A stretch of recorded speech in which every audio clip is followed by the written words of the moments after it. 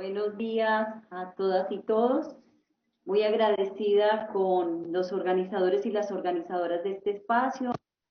Feliz de estar acompañada por seres humanos tan valiosos como la maestra Clara y el maestro Fernando. Y bueno, en especial tener la posibilidad de estar siendo escuchada por maestros y maestras de la Comuna 13 y bueno, conversar, porque finalmente lo que uno va aprendiendo de la vida es que ese espacio emancipador de la conversa termina siendo un espacio que nos sana y nos renueva y nos permite redimirnos Escuchando bien. también. Diría alguien que me enseñó alguna vez que fue el maestro Hugo Semelman Meriño en el Instituto de Pero se Pensamiento y escucha Cultura que de América Latina. atrasado. Bueno, realmente lo que voy a compartir hoy tiene que ver fundamentalmente con los aprendizajes de la vida, más que con los aprendizajes mismos del mundo de la academia, que pareciera ser generalmente donde vamos a beber cuando nos invitan a conversar sobre algo. Pienso que finalmente es la experiencia de completud la que lo lleva a uno a poder donar algo en un momento como estos. Y lo primero que tendría que decir en relación con esta conversa y esta provocación a la que nos invita el maestro Oscar es pensar primero que todo cuál es finalmente la idea de maestro y maestra que tenemos en nuestra conciencia, precisamente cuando lo nombramos y lo evocamos o lo adjudicamos a un ser humano, si es que lo vamos a concebir como un rol. Yo definitivamente hace rato que no ser maestro o maestra como un rol, ni como una función. Yo diría que finalmente a estas alturas entiendo el ser maestra y maestra a aquel ser humano, en general, independientemente de quién sea, que se compromete ética y políticamente con una actitud del aprendizaje permanente. Un ser humano que tenga necesidad de aprender es el ser humano que a mi manera de ver es en sí mismo un maestro y una maestra. Y quiero hacer la salvedad de que es el aprender la gran palabra ordenadora de la dimensión de esa otra que es el maestro o la maestra, porque en el aprender, a mi manera de ver, es en el movimiento que se da algo que es una subversión de la estructura de poder que generalmente ha estado colocado a la luz de lo que las relaciones didácticas parametrales nos han enseñado, y es que la didáctica siempre es una relación inexorable entre el aprender y el enseñar. Por las mismas formas en que hemos construido la idea de la educación, muy unida o muy subordinada al mundo de la escuela y a la institución formal,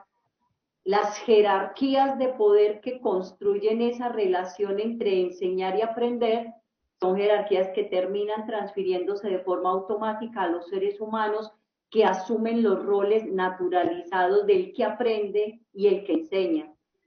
Por eso es que cuando concibo al maestro o a la maestra como el sujeto que es capaz de asumirse como un aprendiz permanente en la vida, en la realidad que finalmente teje con otros y con otras y con lo otro,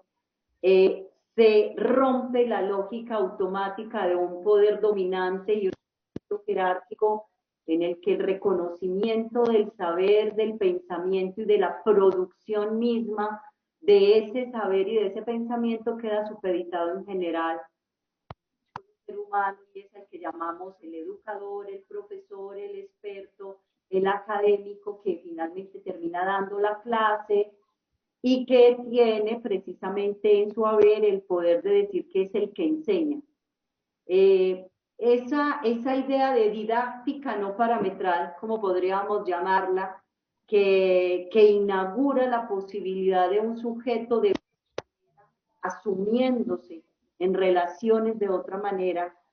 pensaría que es como la forma más importante de poder comenzar a asumir la reflexión del día de hoy, en tanto que permite precisamente entender que el poder está, pero no necesariamente que las relaciones de poder y el ejercicio del poder solo tienen una manera de circular, manifestarse o construirse en las relaciones humanas. Yo Estoy convencida de que en el mundo de la educación, en el mundo del saber y del pensamiento,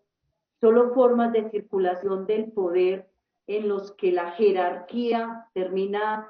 subsumiéndose a una idea de poder que circula de manera horizontal, democrática, abierta, en libertad, pues es la única forma en la que finalmente podemos construir algo válido para las realidades en las que estamos. Entonces, haciendo esa claridad, sumo la idea de ser maestro y maestra, que para nada, por supuesto, además se superpone al que trabaja en un rol o una función específica en una institución educativa, llámese escuela, colegio, universidad. No, los maestros y las maestras están todo el tiempo en todos los contextos de la vida cotidiana. Tienen una edad, te enseña un ser humano de 2 años, como te enseña tu bebé en el útero, como te enseña un abuelo o una abuela de 100 años, pero también te enseña tu pareja, también te enseña tu vecino, el señor que te lleva los pedidos todos los días a tu casa, el caballero o la dama que sirve tu mesa en el restaurante. Esa alerta temprana que tendríamos que tener en cuenta en relación con quiénes son los maestros y las maestras que la vida nos dona, pues también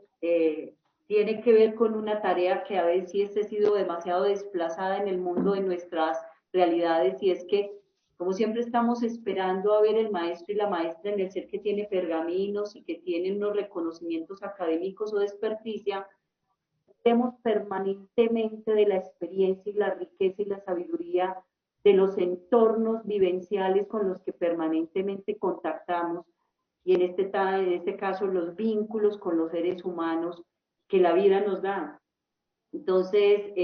ahí la idea también es que esa idea del maestro y la maestra no estaría supeditado precisamente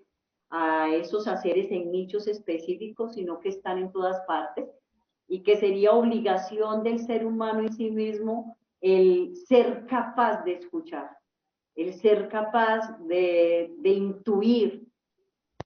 Tendría que aprender de los seres humanos que la vida me dona para que ese aprendizaje engrandezca precisamente los procesos mismos de la educación, que han sido también subsumidos, engrilletados, capturados por la institucionalidad formal de la escuela y la educación. Yo suelo retomar mucho ahí a un pensador del siglo pasado, que fue Iván Illich, que creo que no ha sido comprendido todavía en la gran envergadura de su propuesta, al igual que de otros, pues lo siguieron,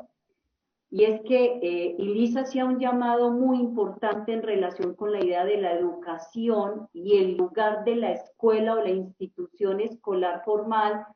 en la captura de la educación de los seres humanos. Y es que él decía que uno de los grandes problemas en los que habíamos caído, y que creo que todavía se sigue repitiendo de manera muy reiterada, es en creer que la educación se reduce a lo que un ser humano puede recibir en el mundo escolar formal de las instituciones, llámese escuela, colegio, universidad y lo que quieras. Y lo que decía Illich es que la educación para nada es algo que pueda quedar reducido al mundo de la formalidad institucional de la escuela, porque la educación es un fenómeno permanente de despliegue de relaciones, de experiencias, de saberes, de pensamientos que se dan en todas las instancias y ámbitos de la vida y de la experiencia humana. Por tanto, la escuela solo sería uno de los nichos o uno de esos ámbitos conviviales en los que circula toda aquella cantidad de procesos de construcción de relaciones que podrían llevarme a que yo aprenda, enseñe también, y que de alguna manera eso que llamamos la educación se pueda dinamizar. Pero se dinamiza educación en el mundo cotidiano de mi barrio, se dinamiza la educación en el mundo de los amigos y las amigas, en las relaciones de pareja, en los procesos de construcción con quienes coexisto, así no conviva con ellos y con ellas. O sea que la idea del educar también sería un rasgo que abre el horizonte y que rompe los constructos de lo que alguna vez terminó siendo como que la educación estaba supeditada solo a lo que recibíamos en el mundo de la escuela. Y de alguna manera de ahí la lectura que hacía Ibis de que él decía había que desescolarizar la educación.